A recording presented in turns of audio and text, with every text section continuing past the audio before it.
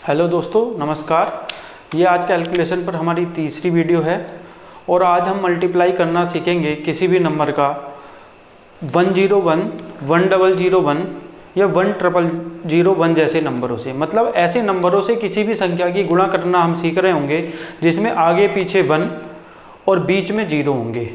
जैसे देखिए, अगर मैं आपसे कह दूं कि आप 23 की मल्टीप्लाई 101 में कीजिए, तो भाई इस 101 को मैं ऐसे लिख सकता हूँ 100 + 1, तो ये हो जाएगा 2300 + 23।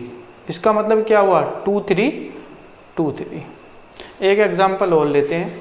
मैं अगर आपसे कह दूं कि 49 की मल्टीप्लाई कीजिए 23 से, 101 से, तो ये हो जाएगा 49 × 100 + 1, तो ये आ जाएगा 4900 और ये हो जाएगा 49।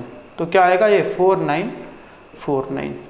इससे हमें पता चलता है कि जब भी मैं किसी 2 डिजिट के नंबर की गुणा 101 में करता हूँ तो वही नंबर 2 बार आ जाता है, अपने आप को नंबर रिपीट कर लेता है। जैसे 49 की 101 में की तो 4949। अब जैसे मैं आपसे कह दूं कि आप मुझे 99 की मल्टीप्लाई 101 से करके बताओ, तो आपको पता है कि 101 से करूँगा तो क्या आएगा? 9999। अपने आप को रिपीट कर लेगा एक बार। इतनी बात समझ आ रही है। अब देखिए, ये आपको पता है ये 2 डिजिट का नंबर है और ये 101 कितना है? 3 डिजिट का नंबर है। अगर एग्जामिनर इस सवाल को घुमाना चाहे तो वो कैसे घुमा सकता है?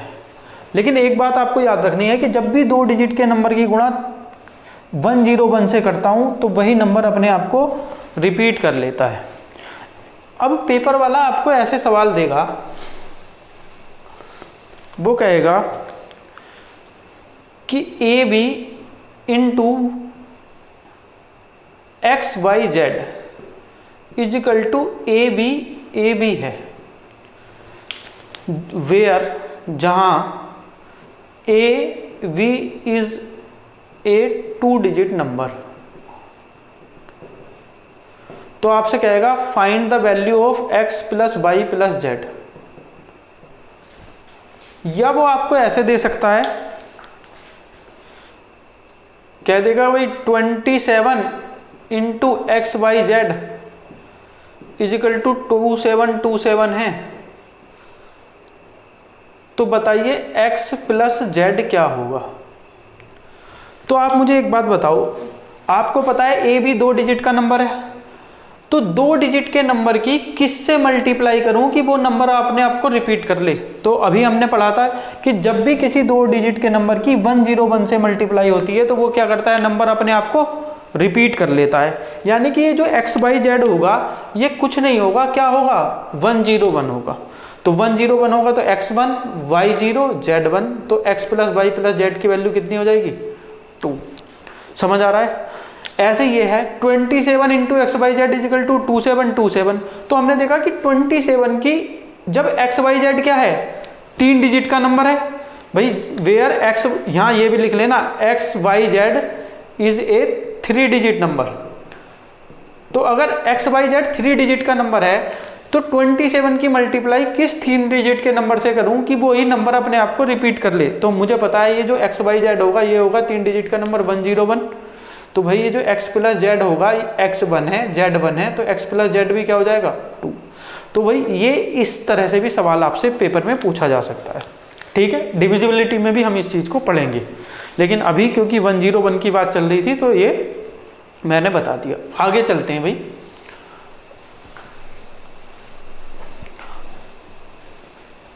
अब देखिए, अगर मैं आपसे बोल रहा हूँ 23 की मल्टीप्लाई 101 में करो तो आंसर आ रहा है 2323। लेकिन अगर मैं आपसे ऐसे कह दूं 23 की मल्टीप्लाई 1001 में करो तो आपको पता है आप इसे ऐसे लिखोगे 1000 + 1 23, तो ये आ जाएगा 230023, तो ये आ जाएगा 23023। समझ आ रहा है जी? तो यहाँ बीच में क्या आ गया? 0, और यहाँ बीच में 0 नहीं था। तो ये बीच में 0 कितने आएंगे, कैसे आएंगे बिना ऐड किए, इस चीज को अब हम समझ रहे होंगे। तो देखिए जब भी ये 101, 1001, 1001 आपको दिख जाए तो इसमें आपको दो केस दिखेंगे, और मैं पहले केस पर बात करता हूं। पहले केस पर बात करता हूं, केस 1। और पहला केस ये है कि जो लेफ्ट हैंड साइड का नंबर होगा, लेफ्ट हैंड साइड का जो नंबर होगा उसमें जो नंबर ऑफ डिजिट्स होंगे, digits in left hand side number, वो लेस देन होंगे digits in right hand side number. और राइट हैंड साइड के नंबर क्या हो सकते हैं? 101, 1001, 1001, इस तरह के नंबर हो सकते हैं। तो देखिए, जैसे मैं आपसे यही बोल रहा हूं कि ये 23 है और ये है 101, तो देखो लेफ्ट हैंड साइड में कितने डिजिट हैं? 2, और राइट हैंड साइड में 3। तो ये कम है नंबर ऑफ डिजिट, इसमें ज़्यादा है। तो ये पहला वाला केस है। अब देखो हमें करना कैसे है, बीच में कितने जीरो आएंगे या नहीं आएंगे जीरो, वो मैं आपको बता रहा हूँ। यहाँ कितने डिजिट हैं? 2। यहाँ कितने डिजिट हैं? 3। यहाँ 2 डिजिट, यहाँ 3 डिजिट। तो मैं अगर इनका डिफरेंस देखूं तो इनका डिफरेंस कितना आएगा? डिफरेंस सब्ट्रैक्ट नहीं करना, डिफरेंस में हमेशा बड़े में से छोटा घटाता हूं। तो डिफरेंस क्या आ जाएगा भाई? 1। डिफरेंस कितना आ जाएगा? 1। अब जब भी ऐसा केस आ जाए कि इधर वाला नंबर में डिजिट कम हो, इधर ज्यादा हो, तो आप कुछ मत करो, इसको 2 बार लिख लो नंबर को। अब बस बाकी काम ये रह गया कि बीच में कितने जीरो आएंगे। तो बीच में जो जीरो हैं उन्हें कैसे लिखेंगे, ये चीज मेन है। तो डिफरेंस कितना आया है? 1। अब आप क्या करो, इस डिफरेंस में से भी 1 घटा लो, तो 1 में से बन गया 0। यानी कि इस नंबर को 2 बार लिख के इनके बीच में कितने जीरो लगाने हैं? 0। यानी 0 का मतलब 1 भी नहीं, भाई 0 का मतलब नथिंग, तो 1 भी 0 नहीं आएगा। तो 1 भी 0 नहीं आएगा तो ये क्या रह जाएगा? 2 3 रह जाएगा। दोबारा समझते हैं एक दूसरे एग्जाम्पल से। अगर मैं यहाँ इस 101 की जगह क्या कर दूं? 1001 कर देता हूँ, 1001। तो भाई सवाल कैसा हो जाएगा? यहाँ 2 डिजिट, यहाँ कितनी हो जाएंगी? 4। अब यहाँ 4 हो जाएंगी तो इन दोनों का डिफरेंस 2। अब इस डिफरेंस में से 1 घटाऊंगा तो 2 - 1, यहाँ कितना आ जाएगा? 1। तो इस नंबर को, क्योंकि लेफ्ट हैंड साइड का नंबर में डिजिट कम है, राइट हैंड साइड के में ज्यादा है, तो इस नंबर को 2 बार तो लिखना ही लिखना है, 2 बार लिख लेंगे। अब ये होते हैं number of zeros. Number of zeros कितने हैं? 1। तो 1 जीरो इनके बीच में आएगा, यानी इस सवाल का आंसर क्या हो जाएगा? 23 एक एग्जाम्पल और लेते हैं, उससे और अच्छे से समझ में आएगा। देखिए, जैसे मैं आपसे कह देता हूं कि ये 537 और इसकी मल्टीप्लाई करनी है 10000001। अब आप ये देखिए, यहाँ कितने डिजिट हैं? पहली बात तो ये कि जब इधर लेफ्ट हैंड साइड में नंबर ऑफ डिजिट कम है, राइट हैंड साइड में ज्यादा है, तो इस नंबर को 2 बार लिख लूंगा और इनके बीच में जीरो आएंगे। कितने जीरो वो हम अभी देखेंगे। यहाँ कितने डिजिट हैं? 3। यहाँ कितने डिजिट हैं? 3 3 6 और 1 7। इन दोनों का डिफरेंस 4। अब मैंने कहा था डिफरेंस नहीं देखना, डिफरेंस में से भी 1 घटाना है, तो 1 घटाऊंगा तो 3। तो कितने जीरो आएंगे इन दोनों के बीच में? 3 जीरो। तो इस 3 जीरो यहां लगा दूंगा, ये इस सवाल का आंसर होगा। भाई ये 3 डिजिट, ये 3 और 3 6 और 1 7 डिजिट, दोनों का डिफरेंस निकाला 4, डिफरेंस में से 1 घटाया 3, तो इस नंबर को 2 बार लिख दिया क्योंकि यहाँ नंबर ऑफ डिजिट कम थी, तो 3 जीरो लगा देंगे इसके बीच में, यही इस सवाल का आंसर है। और एक लास्ट सवाल लेता हूँ, अगर मैं कह दूँ 420 × 10001, इसकी मल्टीप्लाई क्या आएगी? तो आपने देखा इधर नंबर ऑफ डिजिट इससे कम है, तो इस नंबर को 2 बार लिख दिया। अब आपको ये बार बार चीज लिखनी नहीं है, आप ऐसे ही कर लोगे। यहाँ 2 डिजिट, यहाँ कितने डिजिट हैं? 5 डिजिट। तो 2 और 5 का डिफरेंस 3, और 3 में से जब 1 सब्ट्रैक्ट करूंगा तो कितना आएगा? 2। तो यहाँ कितने जीरो आएंगे भाई? यहाँ जीरो आएंगे 2। अब आपको ऐसा लग रहा होगा कि ये कैलकुलेशन मैं क्यों बता रहा हूँ। देखिए, कैलकुलेशन बताने का क्या मकसद है, जैसे मैंने आपको 11 से कैलकुलेशन बताई, 999 से बताई, तो ये आपका पेपर में टाइम बचाएगी। जैसे आपने टेबल याद कर रखे होंगे, अगर मैं आपसे ये कह देता हूँ 18 9 जा कितने होते हैं, तो एक लड़के को टेबल याद होगा तो वो 1 सेकंड में बता देगा। लेकिन जिसे टेबल याद नहीं है वो क्या करेगा, मल्टीप्लाई, और मल्टीप्लाई में उसको टाइम लग जाएगा। जैसे मैं आपसे पूछ लूँ कि आप मुझे ना 18 का स्क्वायर बताओ, तो जिसको याद होगा वो तुरंत बता देगा, और जिसको याद नहीं है क्या करेगा, वो 18 × 18 करेगा, तो उसको क्या लगेगा, टाइम। इसलिए हम अच्छा है कि हम क्या करें, इनको ध्यान रखें, इनकी प्रैक्टिस करें, और प्रैक्टिस करोगे आप 2-4 बार तो आपको ये पक्का याद हो जाएंगी चीज़ें। ठीक है, आगे चलते हैं। अब चलते हैं केस 2। देखिए केस 2 में इधर जो लेफ्ट हैंड साइड में नंबर है उसकी जो डिजिट्स हैं वो या तो इक्वल होंगी या ग्रेटर देन होंगी, किससे, digits in right hand side number. ठीक है, देखिए कैसे, जैसे मैं आपसे बोल दूं कि यार 123 की मल्टीप्लाई 101 से करो, तो अगर बेसिक से करूंगा तो इसको ऐसे करूंगा 100 + 1, तो ये कितना हो जाएगा 12300, और 123 से करूंगा 1 में तो ये आएगा 123। अब देखिए ये 3 2 4 2 1। अब देखने वाली बात यहाँ ये है कि देखो ये जो जब इधर नंबर ऑफ डिजिट से बराबर हो जाएं या बड़ी हो जाएं तो कैसे करते हैं, तो हम इस नंबर को देखेंगे, ये किसके आसपास का नंबर है, 100। तो भाई 100 में कितने जीरो होते हैं, 2। तो जब 100 में 2 जीरो हैं तो मैं लास्ट की 2 डिजिट फिक्स कर दूंगा, क्योंकि भाई यहाँ तो 0 ही आना है ना, तो 0 में कुछ भी ऐड करूँ ये तो फिक्स ही रहेंगी।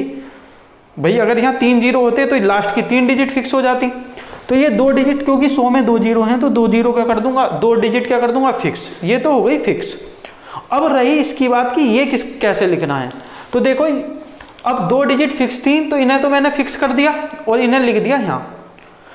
अब ये जो 2 डिजिट के बाद का नंबर बचा है इसको इसमें ऐड कर दो, तो जब 123 के ये जो बचा था, एक ही तो बचा था, एक ऐड कर दूंगा, तो देखो ये 123 + 1 क्या आया, 124, तो ये यही तो आया। तो जल्दी लिखने का तरीका ये है। एक एग्जांपल और लेते हैं, जैसे मैं आपसे कह देता हूँ कि 234 की मल्टीप्लाई आप 101 में करो, तो आप पहले ये देखोगे कि ये किसके आसपास का नंबर है, 100, और 100 में कितनी डिजिट होती हैं, 2। 100 में कितने जीरो हैं, 2, तो कितनी डिजिट फिक्स हो जाएंगी, 2, तो 34 तो यहीं आ जाएगा। अब इन 2 डिजिट के बाद जो बचा है उसको मैं नीचे ऐड कर दूंगा, तो ये 2 ही तो बचा था, ये 2 डिजिट फिक्स करने के बाद, तो 4 2 6, ये 3 और ये 2, तो ये आ जाएगा 236 34। अब देखिए अगर मैं आपसे कह दूं 1 2 3 4 की मल्टीप्लाई करो आप 101 में, तो भाई सिंपल सी बात है, ये नंबर बड़ा है, अभी तो इक्वल थे दोनों तरफ डिजिट, अब ये बड़ी हो गई, तब भी कोई दिक्कत नहीं है। ये किसके आसपास का नंबर है, 100। जैसे ही 100 के आसपास का नंबर है 2 डिजिट फिक्स कर दूंगा, 2 डिजिट फिक्स हो गई। अब जो बचा है उसको नीचे ऐड कर दो, जैसे ही ऐड करूंगा 4 2 6 3 1 4, 2 का 2 और 1 का 1, यही सवाल का आंसर है। जिसके आसपास का नंबर है 100 के आसपास का तो 2 डिजिट फिक्स करेंगे, 1000 के आसपास का तो 3 डिजिट फिक्स करेंगे। एक 1000 पे भी एग्जाम्पल ले लेते हैं, 1000 के आसपास का नंबर, यही एग्जाम्पल ले लेता हूँ। देखिए अगर ये आ जाता 1 2 3 4 × 1001, तो देखिए यहाँ नंबर ऑफ डिजिट 4, यहाँ भी 4, तो मतलब केस 2 है। ये किसके आसपास का नंबर है, 1000 के, तो 1000 में कितनी डिजिट फिक्स करूँगा, 3, तो ये 3 डिजिट तो फिक्स हो जाएंगी, 2 3 4। अब बचा क्या, फिक्स होने के बाद ये 1, तो 1 ऐड कर दूंगा, तो जैसे ही 1 ऐड करूंगा ये हो जाएगा 5, ये 3, ये 2, ये 1, तो ये हमारा आंसर हो जाएगा 1 2 3 5 2 3 4। समझ आ रहा है जी। एक लास्ट एग्जांपल इस पर। अब जैसे मैं आपसे ये कह दूं कि 5 2 7 3 2 की मल्टीप्लाई आप मुझे 1 0 0 1 से करो। यहाँ नंबर ऑफ डिजिट 5 और यहाँ कितने 2 2 4 और 1 5, यानी इक्वल वाला केस है। इक्वल वाला केस है तो केस 2 है, केस 2 है भाई। और मुझे पता है ये किसके आसपास का नंबर है, 10,000 के, तो कितने जीरो हैं, 4, तो ये 4 डिजिट तो फिक्स कर लूंगा, 2 7 3 2। अब बचा क्या, ये 5, इस 5 को नीचे ऐड कर दूंगा, जैसे ही 5 को ऐड करूंगा ये 7, ये 3, ये 7, ये 2 और ये 5, यही इस सवाल का आंसर हो जाएगा। तो भाई आज हमने ये पढ़ा है कि जब लेफ्ट हैंड साइड में नंबर ऑफ डिजिट कम होते हैं, 101 1001 1001, मतलब ऐसी संख्या से जहां पहली और आखिरी डिजिट तो 1 होती है, बीच में 0 होते हैं, तो क्या करते हैं उस नंबर को, अगर इधर कम है तो क्या करो, उस नंबर को 2 बार लिख लो, दोनों दोनों जो नंबर हैं उनके डिजिट का क्या निकालो, डिफरेंस निकालो, और डिफरेंस में से एक सब्ट्रैक्ट कर दो, जितने जीरो बचे उन्हें उन दोनों नंबर को 2 बार लिखने के बाद उसमें फिट कर दो जीरो को। दूसरा केस भी मैंने अभी आपको बताया, जब नंबर इक्वल या ज़्यादा होते हैं इधर लेफ्ट हैंड साइड में, तो क्या करते हैं, उसको देख लो जो दूसरा नंबर है वो किसके आसपास का नंबर है, जितने जीरो होंगे उतने डिजिट फिक्स कर दो, जितनी डिजिट फिक्स की हैं उसके अलावा जो बचा है उसको उसमें ऐड करके उसके पहले लिख दो। बात समझ में आई भाई?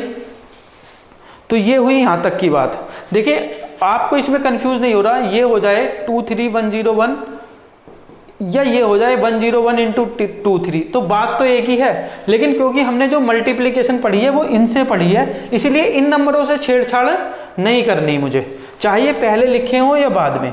अब तो ये जैसे 23 यहाँ बाद में लिखा हुआ है, इधर लेफ्ट में था इधर राइट में है, तो कोई फर्क नहीं पड़ता। मुझे ये देखना है कि ये जो नंबर है दूसरा वाला गिवन नंबर से जिससे मल्टीप्लाई करनी है हमें, जिसका रूल हमने पढ़ा है, तो ये जो है इसमें 2 डिजिट है, इसमें 3 डिजिट है, तो जब 2 डिजिट मतलब नंबर ऑफ डिजिट कम है तो पहले वाला केस है इसको 2 बार लिखूंगा, और जब पहले वाला केस होता है तो फिर क्या करते हैं, इन दोनों का डिफरेंस लूंगा, यहाँ 2 यहाँ 3 डिफरेंस 1, अब उसमें से भी 1 घटाऊंगा तो 1 में से 1 गया 0, तो कोई 0 नहीं आएगा बीच में। इसी का एक एग्जांपल ले लेता हूँ, जैसे मान लो मैं कह देता हूँ इसकी मल्टीप्लाई इससे करो आप 1 2 3 से, तो आपको पता है कि जो गिवन नंबर है हमारा, जो रूल है, जो हमने ट्रिक अभी पढ़ी है, उससे दूसरा वाला नंबर देखना है।